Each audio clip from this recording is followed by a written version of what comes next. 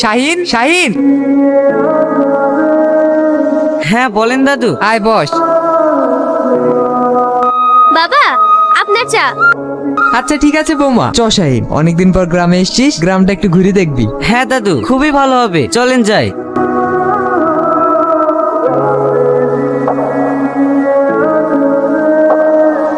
দাদু, আপনি কাদের বাড়ি যাচ্ছেন? চল তো, ভিতরে গিয়ে সব বলছি।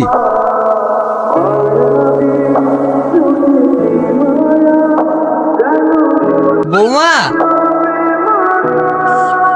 চাচাজি, আমাদের বাড়িতে।